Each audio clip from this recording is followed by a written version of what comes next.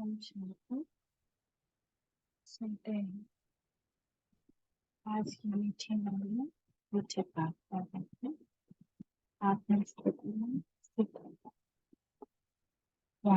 Studio में आज बात नहीं की। कौन सा पाठ में है? बाबा कह रहे हैं, मीठे बच्चे, देह सहित सब कुछ भूल एक बाप को याद करो, तब कहेंगे मात दिले बच्चे। इस पुरानी दुनिया से अब तुम्हारी बुद्धि हट जानी चाहिए। बुद्धि अभी भी बार बार पुरानी दुनिया तरफ न जाए। प्रश्न है, बाप का ज्ञान किन बच्चों की बुद्धि में सहज बैठ जाता है? जो गरीब बच्चे हैं, जिनका मोह नष्ट और बुद्धि विशाल है, उनकी बुद्धि में सारा ज्ञान सहज बैठ जाता है। बाकी जिनकी बुद्धि रहती कि हमारा धन, हमारा पति, डैश डैश डैश, वह ज्ञान को धारण कर उच्च पद नहीं पा सकता। बाप का बनने के बाद भी लौकिक संबंधों को याद करना माना कच्ची सगाई है, उन्हें सौतेला कहा जाता है। तो बाबा बहुत इस बात में, बाबा उसी को प्यार करता है जैसे लौकिक में कहते हैं ना कि हम ही को प्यार करें, हम ही को देखें, हम ही को सुने। तो सबसे बड़ा बाबा का ये है कि वो उसको ज्यादा मानता है जो उसी को देखे, उसी को प्यार करे। लेकिन इसमें उसका स्वार्थ नहीं है, इसमें वो हमारे लिए कह रहा है, लेकिन प्यार वो ऐसा चाहता है जैसे सिवनेस वाला प्यार कि बाबा है तो बस बाबा और कोई नहीं। अगल बगल इधर उधर कुछ कच्चा मच्चा कुछ ना दिखे, सब कुछ से एकदम बुद्धि हट जाए। दीवाना मस्ताना वाला प्यार, ऐसा प्यार बाबा हमसे खोजता है। तभी बाबा उसको अपना मानेगा, नहीं तो बाबा उसको सौतेला मानता है। सोचता है कच्ची सगाई है इसकी, इसने मुझे सच्चा साजन नहीं माना है, मेरे से ये वफादार नहीं है। और गरीब कौन है? तो हमको गरीब बन जाना होता है। बेगर टू प्रिंस ये जर्नी है। मन से गरीब बन जाना है, सब कुछ छोड़ देना है, मन से एकदम गरीब बन जाना है, तब बुद्धि में ज्ञान ठहरेगा। तो बाबा के लिए देखिए क्यों ब्रह्मा बाबा इतने प्यारे हो गए, उन्होंने सब कुछ न्यौछावर कर दिया, एक एक पाई दे दी, इसलिए नंबर 1 गए। कुछ भी अपने लिए नहीं रखा कि हाँ इतना रख लो इतना रख लो, एक कुटिया में बैठ गए।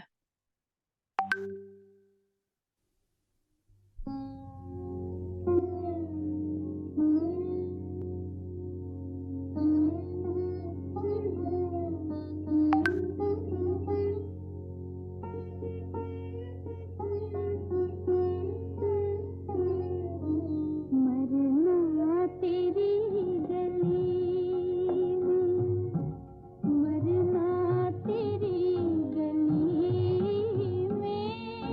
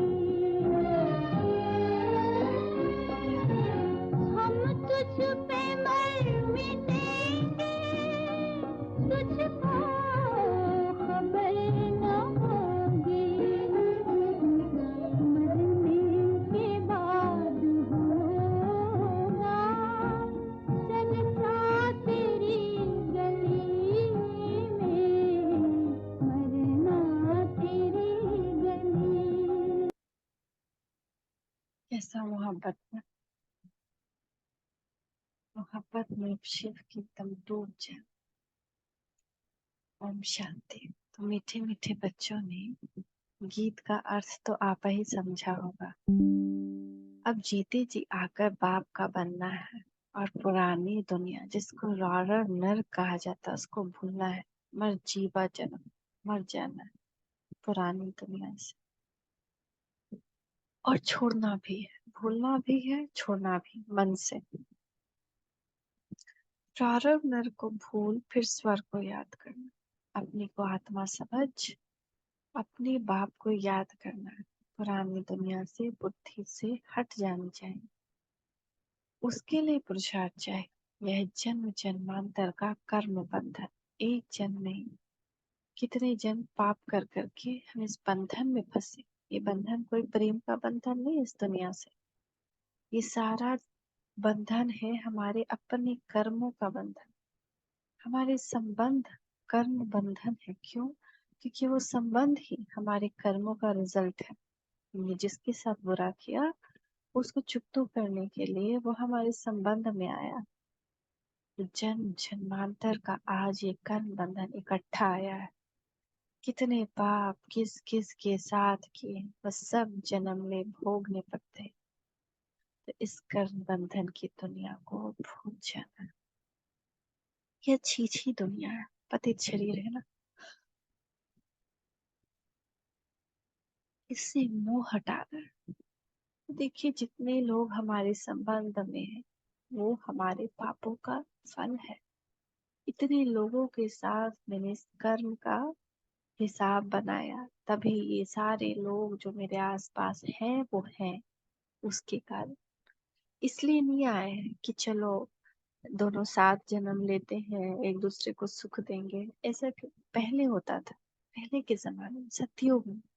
कलयुग और द्वापर में ऐसा नहीं होता, क्योंकि जब विकार आता है तो हम पाप कर्म करते हैं, कर्म बंधन बनता है।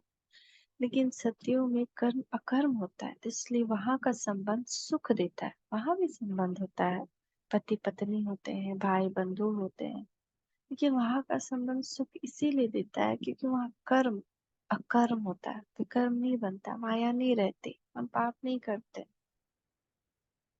लेकिन द्वापर से जितने संबंध है वो हमारा कर्म बंधन बनता है।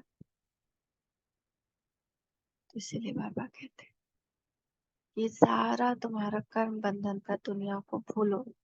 अच्छी अच्छी दुनिया है, पतित शरीर है, इनसे मुंह मिटाना। देखो चारों तरफ जितने संबंधी हैं ये तुम्हारा पाप है।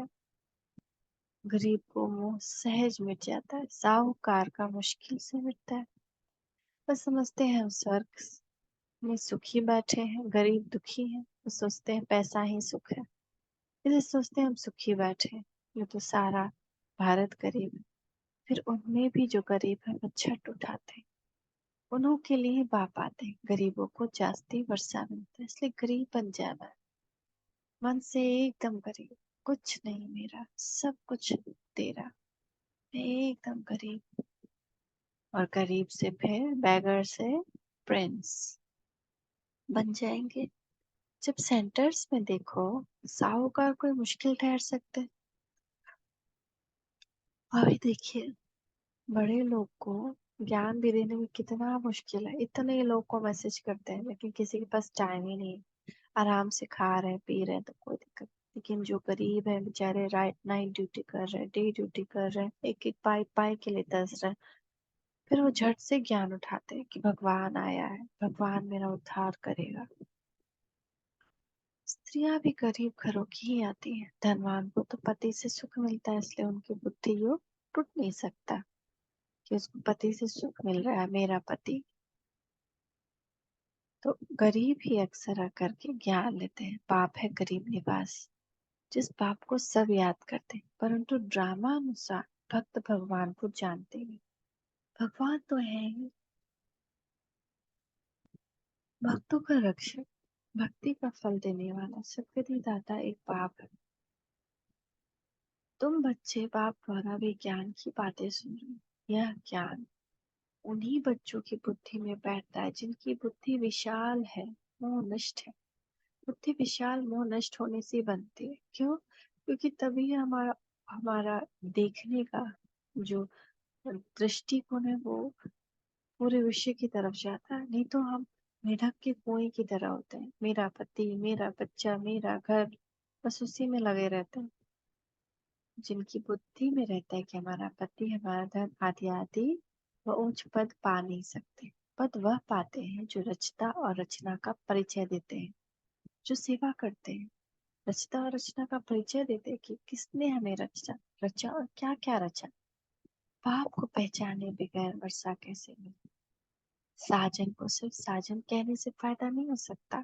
सिर्फ साजन को सिर्फ साजन कहेंगे तो फायदा नहीं है। जानने बगैर साजन से सगाई कैसे हो सकती है? कन्या की सगाई होती है तो उनको चित्र आदि दिखाते हैं, फलाने का बच्चा है, ये ऑक्यूपेशन है, आगे दिखलाते नहीं थे। ऐसे नहीं कि शादी करा देते थे, तो भी उनका ऑक्यूपेशन तो बताते हैं ना। यहाँ कोई कोई बच्चे अपने बाप को अथवा साजन को जानते ही नहीं, तो सगाई कैसे? नंबर 12, कई बच्चे तो अभी तक जानते ही नहीं कि जिनको हम याद करने के लिए बैठे हैं वो उनका ऑक्यूपेशन क्या है, करते क्या है, वो अभी तक नहीं जानते हैं। तो फिर कैसे सगाई होगी?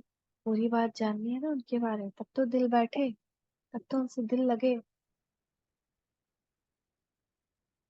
कन्या की तो बाबा कह रहे हैं नंबर 12 है। कईयों की कच्ची सगाई है, पारलौकिक साजन को याद नहीं करते। लौकिक साजन को, लौकिक संबंधियों आदि को याद करते रहते तो गोया कच्ची सगाई, उनको सौतेले बच्चे कहा जाता है।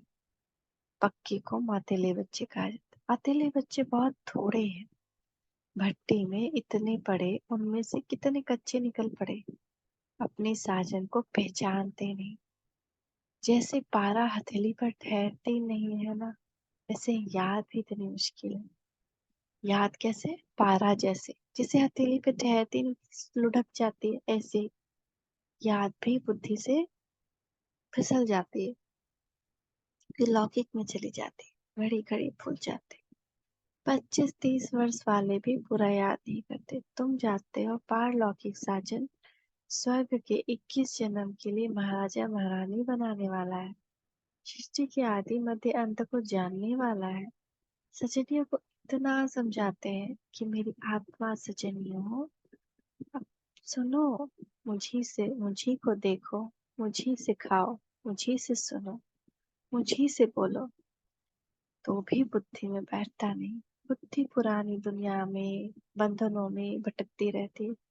ये दुखी है, वो दुखी है, ये कर रहा है, वो कर रहा है, ये मेरा है तो तेरा है।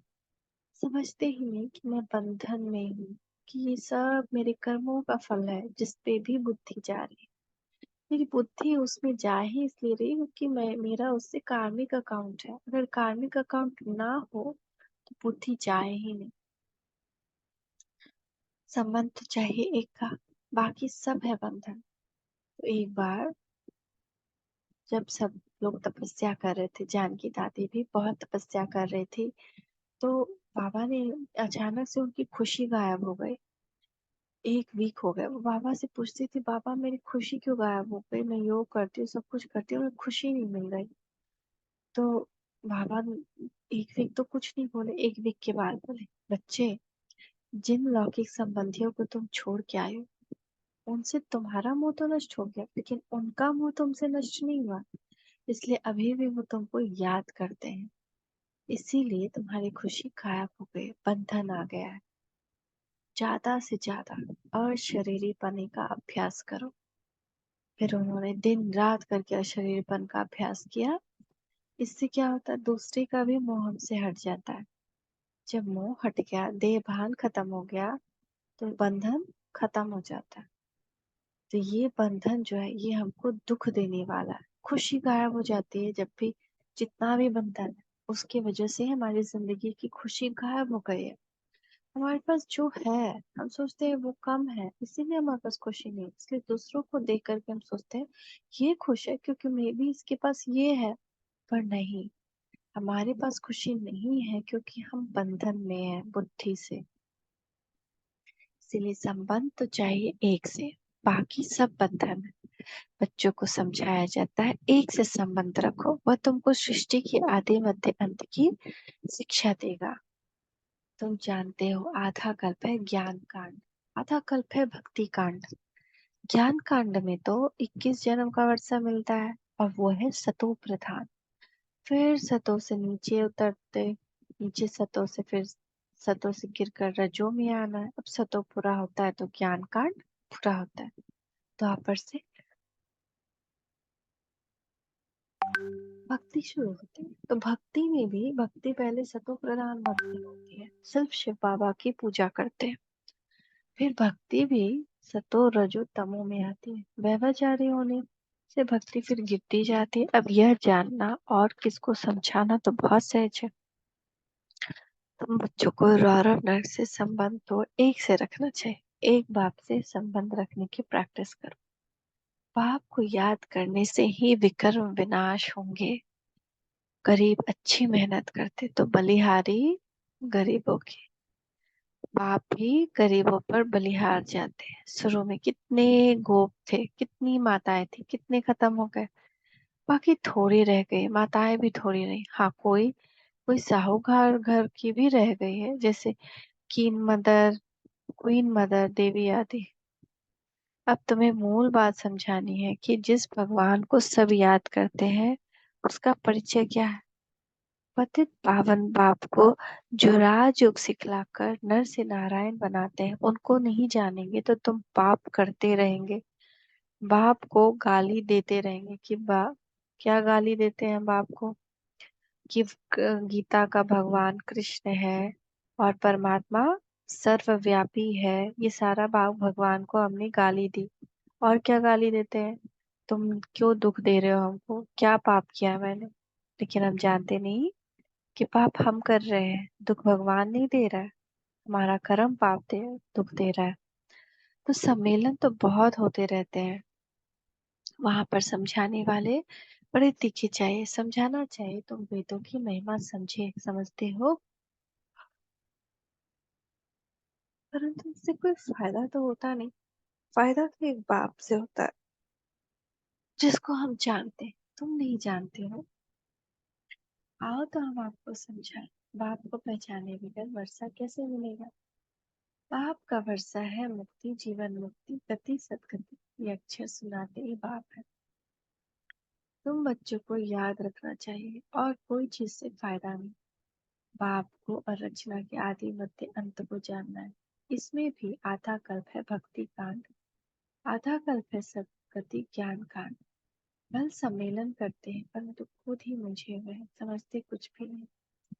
तुम्हें सबको बाप का परिचय देता है। सब जब बहुतों को परिचय मिल जाएगा तब कहेंगे कमाल है, यह तो सारे सृष्टि के आधे मध्य अंत का राज चित्रों सहित बतलाते हैं। माताओं को बड़ा नशा रहना चाहिए।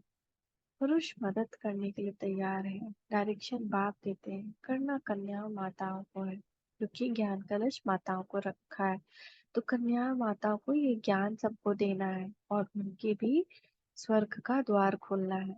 आजकल कन्या माताओं की महिमा जास्ती, इसीलिए तो नव दुर्गा का मनाया जाता है कि 9 दिन में एक एक माँ ने भक्तों को किस किस स्वरूप से मुक्ति जीवन मुक्ति का मार्ग बताया।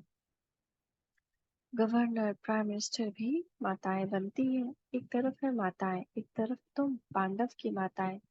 उन्हों की उछल जास्ती है क्योंकि उनका राज्य है। तुमको तो 3 पैर पृथ्वी के भी नहीं मिलते हैं। बाप तुम बच्चों को अनेक राज समझाते रहते हैं। तुम अभी स्वर्ग का वर्षा पाते हो। शिव शाजन तुमको श्रृंगारते हैं, महारानी बना देते हैं, गुणों से श्रृंगार कर रहे हैं ना हमारी। ऐसे साजन को बुद्धि योग न रखना, ये तो बड़ी भारी भूल है। बच्चों को समझाते हैं तो बहुत है, तुम सिर्फ ज्ञान और भक्ति का कंट्रास्ट बताओ। भारत में ही गाया हुआ है, दुख में सिमरन सब करे, सुख में न करे न कोई। सुख में क्यों याद करेंगे, अभी नई दुनिया स्थापन हो रही है। परंतु सुख का वर्षा भी पूरा लेना चाहिए। माता पिता जानते हैं हर एक कितना लायक है। मौत जब नजदीक आएगी तो बताएंगे तुमने पुरुषार्थ नहीं किया है, अब तुम्हारा ऐसा हाल हुआ है। वह भी बताएंगे कि तुम किस किस्म की प्रजा में जाएंगे, किस किस्म के नौकर चाकर बनेंगे, सब बताएंगे। तो हमारे सामने जैसे अभी टीवी चलता है ना, ऐसे टीवी आ जाएगा, भगवान का टीवी। और उस पे हमको दिखाई देगा कि हम ये बनने वाले हैं। और सबका टीवी भी हम देख सकेंगे, अगल बगल सबका, जो भी इस ज्ञान में है। तो जैसे कि हम, अगर हमारे आसपास कोई है जो बहुत अच्छा पुरुषार्थ कर रहा है और वो राजा महाराजा बन रहा है, और उसके सामने हम अपनी टीवी पे देख रहे हैं कि हम उनके नौकर बन रहे हैं, तो कैसा होगा। तो एक बार बाबा इमर्ज किए सतयुग में हमको, और सतयुग में अ, लक्ष्मी नारायण उनकी जय जयकार हो रही है। सब प्रजा उन पे फूल छिड़क रही है। अब तो मेरा दिल धक धक बने करने लगा, बहुत जोर से धक धक करने लगा कि पता नहीं मैं क्या हूँ। मैं प्रजा में हूँ, नौकर हूँ। अजीब सा धक धक धक धक, क्योंकि मेरा मन नहीं था कि मैं प्रजा में जाऊं। आप ही सोचिए, कभी आपका मन होगा कि महाराजा महारानी का पद छोड़ करके कि हम उनके नौकर चाकर बने, दास दासी बने, उनकी साड़ी ठीक करें, उनको खाना परोसे, उनका जूठन खाएं। ऐसा होगा? भले ही सुखी संसार है, कोई दुख नहीं है, लेकिन फिर भी पद तो है ना। तो वो धक धक धक धक उस वक्त कैसा होगा जब दिखा ही दिया जाएगा। कैसा पछतावा का घड़ी होगा कि हम ऐसा पुरुषार्थ ही नहीं किए कि हम महाराजा महारानी। और अभी जो है वो तो कुछ भी मेरे साथ नहीं चल रहा है, ना वो संबंध साथ जाना है, ना वो लोग साथ जाने हैं, और ना ही वो हमारे किसी काम आने वाले हैं, ना ही हम उनके काम भले आ सकते हैं अगर हम पुरुषार्थ अच्छा करें। तो एंड में एक एक ब्राह्मण का तेज अपने आसपास की सभी आत्माओं की रक्षा कर सकता है।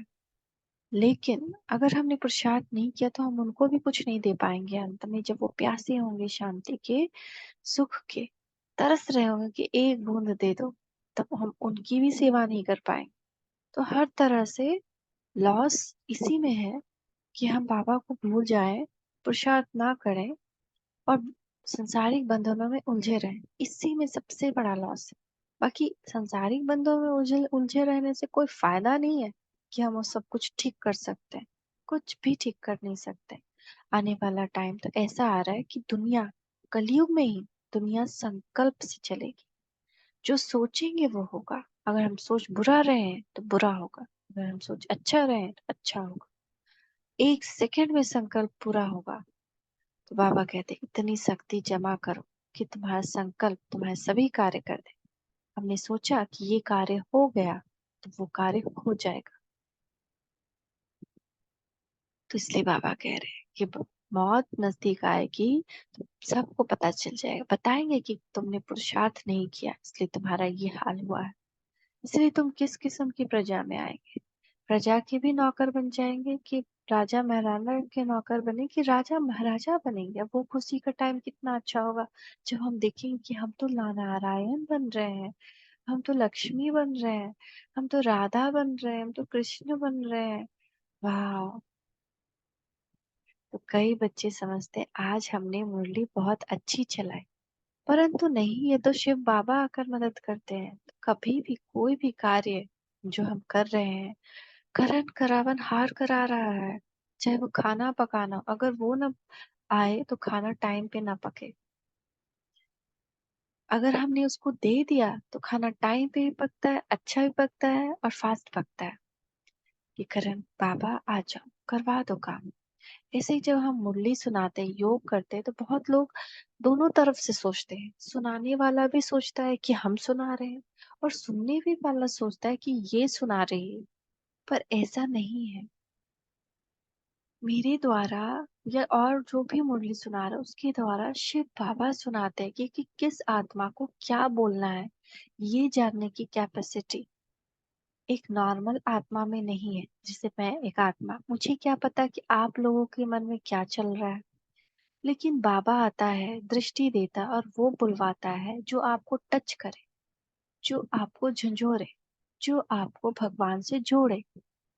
तो कभी भी ना ही आप, मतलब सुनने वालों को समझना चाहिए कि ब्राह्मणी सुना रही है, और नहीं ब्राह्मणी को समझना चाहिए कि वो सुना रही। ऐसा अहंकार या ऐसी मिथ्या सोच नहीं होनी चाहिए। भगवान कराता है, वो आता है, वो टचिंग देता है। तुमको तो बाप सिखलाते हैं जो तुम सुनते हो। बाप ना होता तो तुम्हारी मुरली काहे की।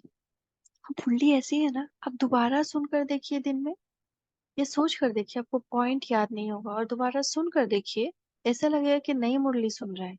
तो एक बार मुरली सुन करके छोड़ नहीं देना है। कम से कम जब जानकी दादी आई उस वक्त 14 साल का यज्ञ शुरू हुआ था अभी, लेकिन वो कुछ महीना लेट आए, 2 महीना या कुछ। सब लोग बहुत जोर शोर से तपस्या कर रहे थे। तो जानकी दादी बाबा से पूछती हैं कि बाबा सब लोग तो 2 महीना से तपस्या कर रहे हैं, मैं तो लेट आई। अब मैं कैसे तपस्या अच्छा करूं, मैं क्या करूं जो मैं सबके इक्वल आ सकूं। तो बाबा कहते हैं 12 बार मुरली पढ़ो। तो हमको कितनी बार मुरली पढ़नी चाहिए, लेकिन हम एक बार पढ़ करके छोड़ देते हैं, सोचते हैं आहा एहसान कर दिए, सुन लिए ना, एनफ। बार बार क्यों सुने। ऐसा नहीं सोचना है, बुद्धि में नहीं रहेगा। जैसे एग्जाम आने वाला है, एक बार पढ़ लिया हो गया, हम क्या कहते हैं बच्चों को, और एक बार पढ़ लो ना, और एक बार पढ़ लो तो भूलोगे नहीं, और जितना बार हो सके रिवाइज कर लो। तो ये एग्जाम की प्रिपरेशन है। लास्ट में जो हमारे पास प्रश्न आएंगे, वो अभी छोटे छोटे कर्म जो हम इसको पढ़ करके सीख रहे हैं, नष्टो मोहा बनना, इस समय में ये करना, तो वही हमारा लास्ट पेपर आएगा। तो जब तक हम रिवाइज नहीं करेंगे, बुद्धि प्योर नहीं बनेगी, ये ज्ञान रहेगा नहीं, बाबा की याद भी ठहरेगी नहीं। इसलिए एक बार पढ़ करके सो छोड़ नहीं देना, फिर से पढ़ना है, चिंतन मनन करना है, जितनी बार हो सके। खाना बनाते बनाते एक बार और मुरली चला दे, आजकल तो यूट्यूब में भी कितनी मुरली चलती है, दूसरे की आवाज में सुन ले। एक ही आवाज सुनने से बोर लगे तो मन को भी वैरायटी चाहिए, तो आपको और दूसरी ब्राह्मणी और दूसरे पॉइंट्स बताएगी। तो ऐसे कर करके बहुत बार मुरली पढ़नी चाहिए। तो इसलिए बाबा कहते हैं कि बुद्धि बुद्धि मुरलीधर बनना है। तुमको बाप सुनाते हैं, वो सीखना है, अहंकार नहीं रखना है कि चलो हम तो सुन लिए, अब क्यों हम सुने। तुमको तो बाप सिखलाते हैं, जो तुम सुनाते हो। बाप ना होता तो तुम्हारी मुरली काहे की। तो बाप ही तो सिखला रहा है, वही तो बुद्धि पवित्र बना रहा है। कई बार बाबा ने 2 दिन पहले ही मुरली मुझे दृश्य के रूप में दिखा दी, फिर वो मुरली हमेशा के लिए याद हो गई। तो मुरली सुनते सुनते उसका दृश्य भी बना है, बड़ा सुंदर लगता है। मुरलीधर के बच्चों को मुरलीधर नहीं बनना चाहिए, नहीं तो उच्च पद कैसे कर पाए। तो आज बाबा कह रहे हैं कि तुम बच्चे मास्टर मुरलीधर हो। कल कुछ ना कुछ फायदा हो जाता है, कोई सेंटर खोलते हैं तो बहुत आशीर्वाद मिलते हैं। जितना हो सके अगर फ्रीडम है तो अपने घर में एक कमरा जरूर दे दे, 3 पैर जमीन। उसका जो वाइब्रेशन फैलेगा, सबका कल्याण हो जाएगा। इतना समय पढ़ाई की है तो आप ही सर्विस कर सेंटर जमाना चाहिए। जैसे एक कोना डॉक्टर को दे दिया है, एक कोना कुछ और को दे दिया, एक कोना किसी और किराएदार को दे दिया, तो एक कोना बाबा को दे दिया कि इसमें बाबा की मुरली चलेगी, ब्राह्मणियां आएंगी, योग कराएंगी, सेवा करेंगी। क्योंकि हम नहीं कर पा रहे तो एटलीस्ट करवा दे। तो जो लोग भी वहां आएंगे उनका फायदा होगा, तो उससे आपको कितना पुण्य मिलेगा। सबके स्वर का द्वार खोल दिया, तो बाबा के से तो लॉटरी का टिकट मिल जाएगा।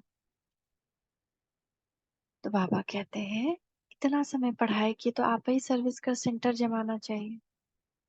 तो ऐसा होता, एक 3 पैर जमीन मिल जाती तो हम ही खोल देते। ऐसे तो एक एक करके खाली पढ़ा रहे हैं, खुद सीखते हैं तो औरों को नहीं सिखला सकते। ब्रह्मा कुमारी की मांगनी करते हैं तो बाबा समझ जाते हैं, शायद खुद खुद में इतना ज्ञान नहीं है, बाकी यहाँ आकर क्या करते हैं। बाबा तो समझाते हैं बादल आए, रिफ्रेश होकर जाए, वर्षा बरसाए, नहीं तो पद कैसे पाए। हमको बाबा कह रहे तुम बादल बनकर आओ, अपने में ज्ञान का जल भरो, पूरा भर लो, और जाकर के बाहर बरसाओ, नहीं तो पद नहीं कैसे पाओगे। मम्मा बाबा कहते हैं तो गद्दी पकड़ कर दिखाओ ना। तो सबसे पहले तो मम्मा बाबा जो हैं वो कृष्ण राधे बनते हैं, लक्ष्मी नारायण। उसके बाद रेस्ट बचता है 7 और पद। लेकिन बाबा कहता है अगर तुम सब अच्छा अपना अच्छा करो, अच्छा करके दिखाओ तो और लड़ी लगा देंगे, यानी और पद जोड़ देंगे। या कोई अहंकार नहीं आना चाहिए कि हमने दिया, तुमने तुम कुछ भी ना दो, बाबा तुमको कौड़ी से बदले हीरा देने से भी छूट जाएगा। भले तुम मत दो, तुम नहीं दोगे तो हम तुमको, तुम कौड़ी नहीं दोगे तो हम तुमको हीरा नहीं देंगे। भले मत दो, बाबा कह रहे तुमको बाबा भी छूट जाएगा हीरा देने से।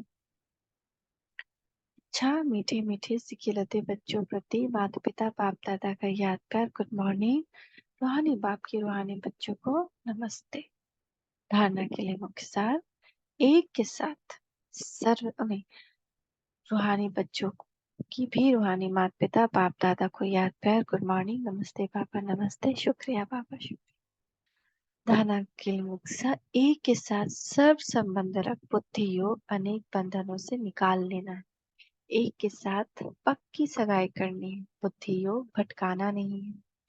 बाप समान मुरलीधर बनना है। अच्छा, मैंने अच्छी मुरली चलाई, इस अहंकार में नहीं आना है। बादल भरकर वर्षा कर, पढ़ाई की है तो सेंटर जमाना है। वरदान, बाप को सामने रख ईर्ष्या रूपी पाप से बचने वाले विशेष आत्मा भव। ब्राह्मण आत्माओं में हम शरीक होने के कारण ईर्ष्या उत्पन्न होती है। ईर्ष्या के कारण संस्कारों का टक्कर होता है। लेकिन इसमें विशेष सोचो कि हाँ, यदि हम शरीर से विशेष कार्य के निमित्त बना है तो उसको निमित्त बनाने वाला कौन? बाप को सामने लाओ तो ईर्ष्या रूपी माया भाग जाएगी। अगर किसी की बात आपको अच्छी नहीं लगती है तो शुभ भावना से ऊपर दो, ईर्ष्यावश नहीं। शुभ भावना से ऊपर दो, ईर्ष्यावश नहीं। आप आपस में रेस करो, रीस नहीं तो विशेष आत्मा बन जाएगी। तो किसी से ईर्ष्या का संस्कार नहीं होना चाहिए कि वो इस काम के लिए निमित्त बना और मैं नहीं बनी। किसी भी तरह की ईर्ष्या नहीं होनी चाहिए कि वो तो डेली ऐसे करती है, ऐसे एंजॉय करती है, तो ये सब देखना भी क्या है, ईर्ष्या है। तो ये ईर्ष्या एक माया का रूप है। किसी को, अगर किसी की बात आपको अच्छी नहीं लगती है तो फिर भी उसको शुभ भावना से उसके ऊपर आना है, या उसको छोड़ना है, या उससे दूर जाना है, या उसको समझाना, जो भी करना है शुभ भावना। स्लोगन, बाप आपको अपना साथी बनाकर माया के खेल को साक्षी हो देखते चलो। साक्षी दृष्टा बहुत इंपॉर्टेंट लेसन है। अंत समय यही साक्षी होकर देखने की प्रैक्टिस काम आएगी। जितना साक्षी होकर देखेंगे कि ये ड्रामा है, इसमें एक सब मेरा कर्म बंधन है। सच का कोई पति बेटा भाई बंधु नहीं है, सच का कुछ नहीं है, एक ड्रामा है, एक तिलस्म है माया का, कर्म का बंधन है। कर्म के बंधन से ये सब ऐसे नाटक में आए। जैसे सपोज किसी को पैसा दिया हुआ है तो पैसा लेने आएगा ना, तो किसी को कर्म दिया तो कर्म लेने आया है। तो इसीलिए साक्षी हो देखना है, ये प्रैक्टिस बहुत जरूरी है। मातेश्वरी जी के मधुर महावाक्य, अपना असली लक्ष्य क्या है, पहले पहले ये जानना जरूरी है कि अपना असली लक्ष्य क्या है। वो भी अच्छी तरह से बुद्धि में धारण करना है, तभी पूर्ण रीति से उस लक्ष्य में उपस्थित हो सकेंगे। अपना असली लक्ष्य है, मैं आत्मा उस परमात्मा की संतान, असल में कर्मातीत हूँ। फिर अपने आप को भूलने से कर्म बंधन में आई हूँ। अब फिर से वो याद आने से इस ईश्वरीय योग में रहने से अपने किए हुए विकल्प विनाश कर रहे हैं।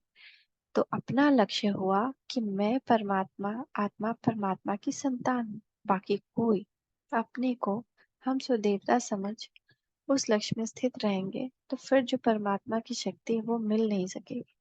फिर और न फिर तुम्हारे विकर्म विनाश होंगे। अब तो यह अपने को फुल ज्ञान है, मैं आत्मा परमात्मा की संतान कर्मातीत हूँ और भविष्य में जाकर जीवन मुक्त देवी देवता पद पाएंगे। इस लक्ष्य में रहने से वह ताकत मिल जाती है। अब यह जो मनुष्य चाहते कि हमको सुख शांति पवित्रता चाहिए, वह भी जब पूर्ण होगा तभी प्राप्ति होगी। जबकि क्या पूर्ण होगा, हम सारे पाप कर्म का विनाश करेंगे। बाकी देवी देवता पद तो अपने भविष्य प्रारब्ध है, अपना पुरुषार्थ अलग है और अपनी प्रारब्ध अलग है। पुरुषार्थ क्या है, कर्मातीत बनने की। कर्म किया, कर्म से अलग हो गए, कर्म से हमारा कोई अटैचमेंट नहीं। तो ये लक्ष्य भी अलग है। अपने को इस लक्ष्य में नहीं रहना कि मैं पवित्र आत्मा आखिरी परमात्मा बन जाऊंगी, नहीं, परमात्मा नहीं बनेंगे। परमात्मा से योग लगाए पवित्र बनेंगे। बाकी आत्मा को कोई परमात्मा नहीं बनना, ये लक्ष्य नहीं है। इस अविनाशी ज्ञान पर अनेक नाम रखे हैं, इस अविनाशी ईश्वरीय ज्ञान पर अनेक नाम धरे गए हैं। कोई इस ज्ञान को अमृत भी कहते हैं, कोई ज्ञान को अंजन भी कहते हैं। गुरु नानक ने कहा, ज्ञान अंजन गुरु दिया। कोई ने फिर ज्ञान वर्षा भी कहा है, क्योंकि इस ज्ञान से ही सारी सृष्टि सब्ज हरी भरी बन जाती है। जो भी तमो प्रधान मनुष्य है वो सतोगुणी मनुष्य बन जाते हैं, और ज्ञान अंजन से अंधियारा मिट जाता है। इस ही ज्ञान को फिर अमृत भी कहते हैं, जिससे मनुष्य पांच विकारों की अग्नि में जल रहे हैं उससे ठंडे हो जाते हैं। देखो गीता में परमात्मा साफ कहते हैं, कामेशु क्रोधेशु। उसमें भी पहला मुख्य है काम, जो कि पांच विकारों में मुख्य बीज है। बीज होने से फिर क्रोध लोभ मोह अहंकार आदि झाड़ पैदा होता है। उससे मनुष्य की बुद्धि भ्रष्ट हो जाती है। अब उसी बुद्धि में ज्ञान की धारणा होती है। जब ज्ञान की धारणा पूर्ण बुद्धि में हो जाती है, तभी विकारों का बीज खत्म हो जाता है। लोग तो सिर्फ ऐसे ही कहते कि मर्यादा में रहो, परंतु असल मर्यादा कौन सी थी? वो मर्यादा तो आजकल टूट गई है। कहाँ वो सतयुगी त्रेता युगी देवी देवताओं की मर्यादा, जो गृहस्थ में रहकर कैसे निर्विकारी प्रवृत्ति में रहते थे। अब वो सच्ची मर्यादा कहाँ है? आजकल तो उल्टी विकारी मर्यादा का पालन कर रहे हैं। एक दो को ऐसे ही सिखलाते कि मर्यादा में चलो। मनुष्य का पहला फर्ज क्या है वो कोई नहीं जानता। बस इतना ही प्रचार करते कि मर्यादा में रहो, मगर इतना भी नहीं जानते कि मनुष्य की पहली मर्यादा कौन सी है। मनुष्य की पहली मर्यादा है निर्विकारी बनना। अगर कोई से ऐसा पूछा जाए कि तुम इस मर्यादा में रहते हो, तो कह देते हैं आजकल इस कलयुगी सृष्टि में निर्विकारी होने की हिम्मत नहीं।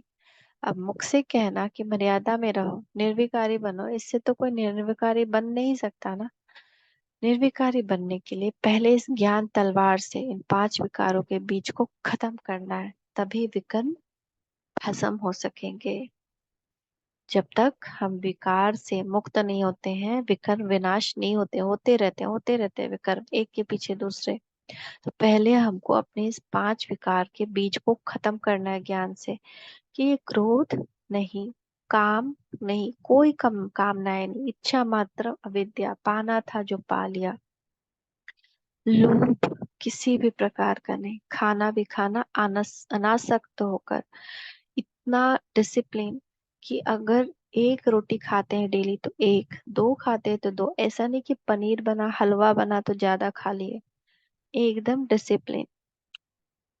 तो ऐसे खाना है। और ऐसे एक टाइम खाते हैं, दो टाइम खाते हैं, बहुत सुंदर खाना बनाया, बासी हो खाना तो चार टाइम खा लिए। तो वो सारा डिसिप्लिन चाहिए।